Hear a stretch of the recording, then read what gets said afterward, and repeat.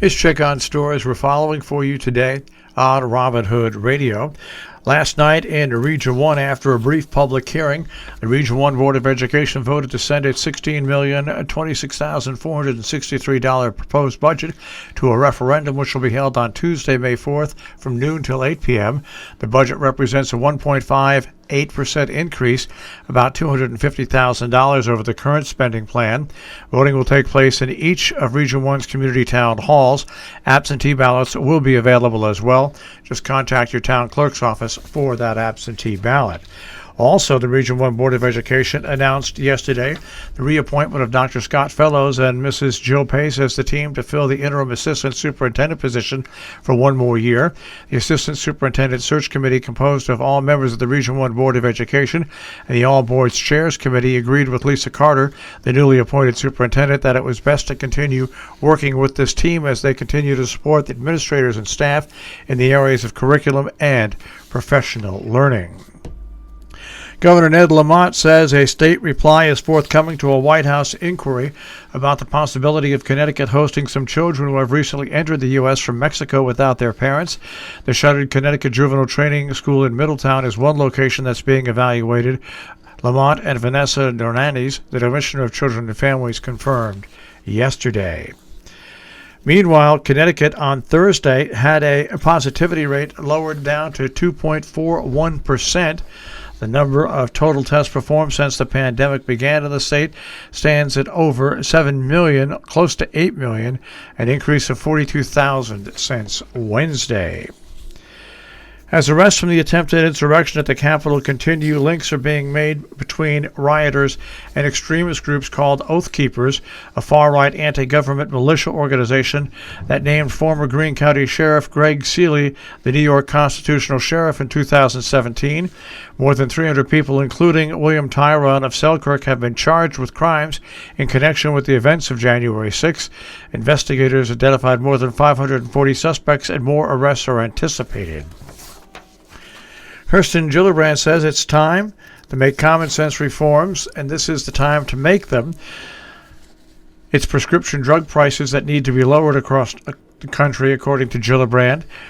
At a news conference yesterday in Utica, the pandemic has proven the urgency of the issue, she said, pointing out that prices in 860 prescription drugs last year had increased dramatically. Gillibrand, a member of the Senate Committee on Special Aging, had a press conference at the Resource Center for Independent Living and used it to announce a 3-bill package aimed at lowering drug costs. For the second consecutive year, Clearwater's Great Hudson River Revival, also known as a Clearwater Festival, will be held virtually. It'll be held on June 19th, live streamed on Clearwater's website, clearwaterfestival.org, their YouTube channel, youtube.com/channel, and their Facebook page, facebook.com/Clearwater. The festival will run from 11 a.m. to 11 p.m. and is free, though viewers will be encouraged to donate. Authorities in Dalton are investigating a pedestrian accident in which a person was struck by a motor vehicle near the Union Block on Main Street. The police chief said that a male pedestrian was hit at about 7 o'clock yesterday evening, suffering serious injuries. At 9:20, they had not yet learned the extent of the pedestrian's injury or name, saying it was not yet known whether the pedestrian's injuries were life-threatening or not. A section of Main Street known as Route 8 and 9 was closed between Flansburgh and Curtis Avenues after that accident. Well, for the first time in its 42-year history, a woman has been elected with a unanimous vote to lead the overwhelming male membership of the Veterans of Foreign Wars Post 5444 in Dover as its next post commander. Fletcher, who is 34 and has been on the VFW's roster for 6 years, but an active member for only 3, said she is still kind of processing what the promotion symbolizes, already having broken one record last year when she became the post's first female senior vice commander. She was nominated last month by Todd Humiston, a male member whom she described fondly as, quote, one of the most rough and tough people at Post 5444, end quote. Town of Northeast Broadband Access Committee wants to know, how is your internet, fast, slow, or non-existent?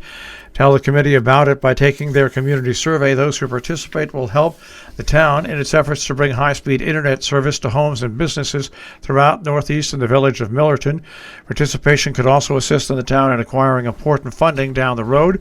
You can find this at townofnortheastny.gov. There are also paper copies of the survey available at the Northeast Millerton Library in Millerton, New York. More information, 518-789-3300. Cleanup Day in North Canaan on Saturday beginning at 9:30. Trash bags and gloves will be provided at the town hall. Masks are required. Contact 860-672-5615. The Amenia Fire Company will be sponsoring a takeout chicken barbecue on Saturday at the Amenia Firehouse on Mechanic Street, drive-through style with dinners ready for pickup between 3 and 6. Tickets are available on a pre-order basis at 845-418-8633.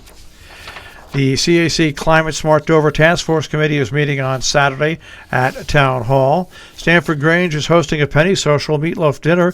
That is coming up on Saturday. The Stanford Grange Hall, it's revamped due to COVID-19. Due to restrictions, the penny social will be slightly different. Prizes for the penny table, dollar table, and 50-50 drawing, and theme baskets will be displayed inside the Grange Hall. Bidding will take place between 10 a.m. and 6 p.m. Bidders are welcome to come to the Grange Hall to purchase tickets and bid on items. The Grange Hall and prize bidding closes at 6. A Facebook Live drawing will take place starting at 7 p.m. Now, also on Saturday, the Grange has their meatloaf dinner at the Grange Hall. $15 donation. It'll be takeout only.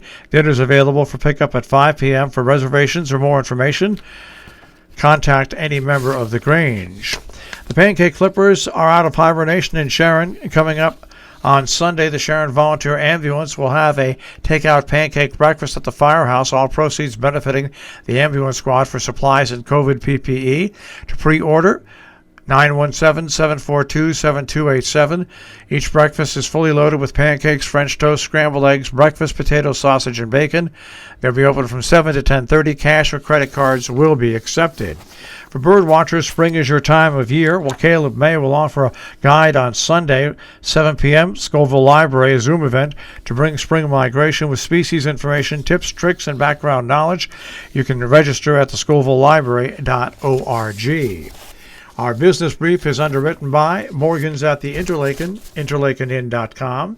You'll also find them on Facebook and also on Instagram, and by Salisbury Bank, salisburybank.com.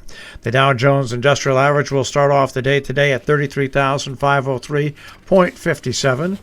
The Nasdaq at 13,829.31, and the S&P 500 at 4,097.17.